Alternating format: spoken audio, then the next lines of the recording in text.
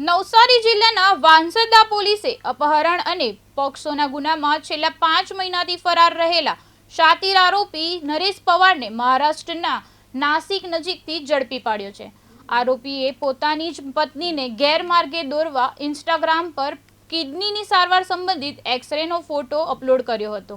જેના આધારે પોલીસે ગૂગલની મદદથી 22 ડાયગ્નોસ્ટિક સેન્ટરોની તપાસ કરી હતી.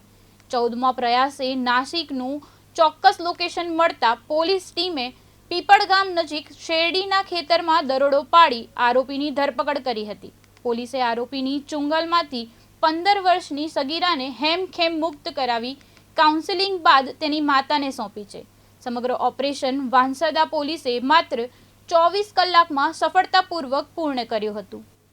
જી સુરત રેન્જ આઈજીપી શ્રી પ્રેમવીરસિંહ સાહેબ તથા સુરત નવસારી જિલ્લા પોલીસ અધિક્ષક શ્રી રાહુલ પટેલ સાહેબનાઓના માર્ગદર્શન અને સૂચના હેઠળ જે જિલ્લામાં પોક્સોના ગુનામાં નાસ્તા ફરતા આરોપી છે એમને પકડી પાડવા માટે સૂચના આપવામાં આવેલ, જે અન્વયે વાંસદા પોલીસ સ્ટેશન ખાતેના એક 15 વર્ષની સગાઈને ભગાડી જનાર એક આરોપી, જે આરોપી નરેન્દ્ર સોનીરાવ પવાર, જેઓ પરિણીત છે અને એક સંતાનના પિતા પણ છે, તો એમને પરિણીત મતલબ જે ભોગ બનનાર બાળકી છે એમને ભગાડી જઈને મહારાષ્ટ્રના અવાવરૂ જગ્યાના ખેતર વિસ્તારમાં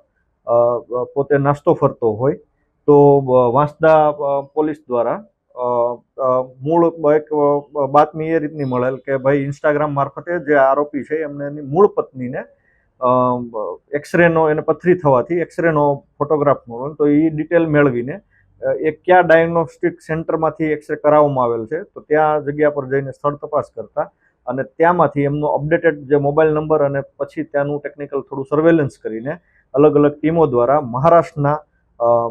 નાસિક જિલ્લાના પીપલગાંવ ખાતેથી જે આરોપી નરેન્દ્ર સોનીરાવ પવાર છે એમને ઝડપી પાડવામાં આવેલ છે અને જે ભોગ બનનાર સગીરા છે જેમની ઉંમર આશરે 15 વર્ષ હોય